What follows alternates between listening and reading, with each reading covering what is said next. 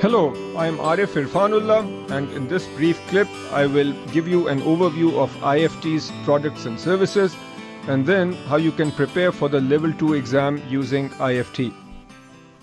So here is a snapshot of our products and services.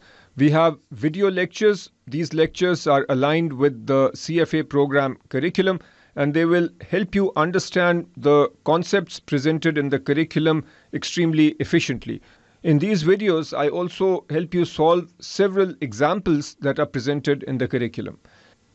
The IFT study notes are linked with the video lectures, and what I recommend is that you listen to the video lectures first and then you read the study notes.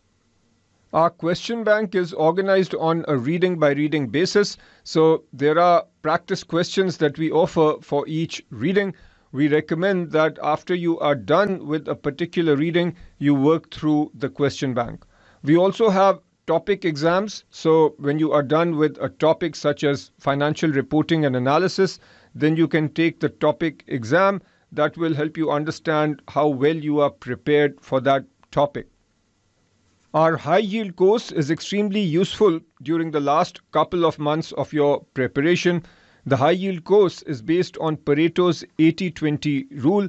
The idea here is that 80% of what you are likely to see on the exam is covered based on 20% of the content, and the focus of this high yield course is on 20% of the most important concepts. Then we have our key facts and formula sheet. So this is a detailed formula sheet. It spans several pages. We offer mock exams. These should be done towards the end of your preparation, ideally in the last few weeks. These mock exams get you prepared for your actual exam. Q&A with IFT, or question and answer with IFT, is a personalized service whereby you can ask questions related to the Level 2 curriculum and an IFT expert instructor will respond to your questions. Let's talk about your study strategy now. Step 1 is that you need to make a schedule or a plan, and there are different aspects to this plan. The high-level aspect is that you need to have a period where you actively study and work through all the topics. Then you should have a phase where you revise. This should be roughly 4 to 8 weeks. And then a final review stage, which should be between 2 and 3 weeks. Here you do your final revision and you work through mock exams. But let's focus right now on this active study stage. An important point here is to come up with the order in which you will work through the different topics. I strongly recommend that you start with a topic that you are comfortable with and that you find interesting as well as relatively easy. If you find economics interesting and easy, then start with that. If you prefer financial reporting and analysis, start with that. The key here is to get off to a good start. A positive aspect of Level 2 is that the different topics don't depend on each other. So unlike Level 1, where you had to do quantitative methods early, in Level 2, we don't have such constraints. Now, with respect to the active study stage, let's say that you decide to start with economics. Under economics, we have these readings. So you take the first reading, which is currency exchange rates, and you need to study this actively. What I mean by that is that you study a section or two, then you work through some problems, and the examples in the curriculum are really good. So I suggest that you listen to the IFT videos and read the notes. You can use the curriculum as your reference material. So if you feel you need to get into more detail, then you can study the curriculum, but definitely do the examples in the curriculum. Sometimes in the videos, I walk you through the examples so you can listen to me or watch me go through the examples, but then also do the examples on your own. So in a sense, you are practicing and studying at the same time. And that's why I call this active studying. This makes your studying more productive.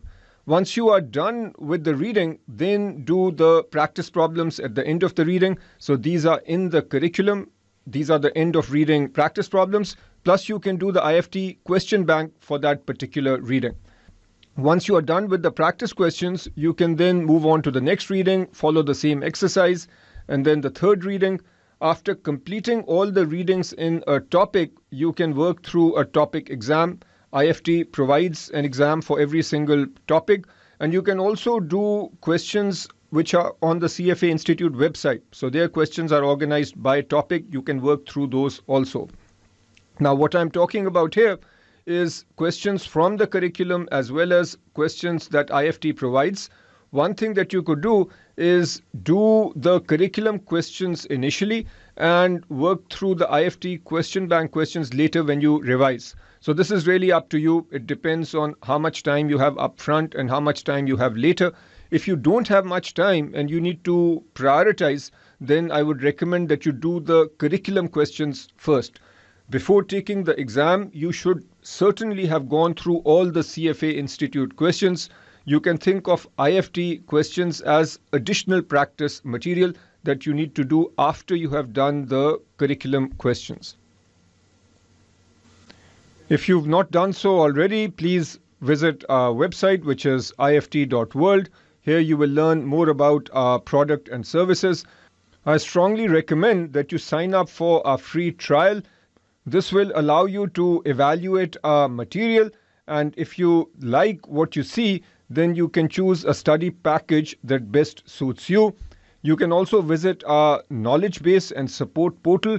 Here you will find lots of free resources, and if you have any questions, please contact our team. Thank you very much and best of luck with your preparation.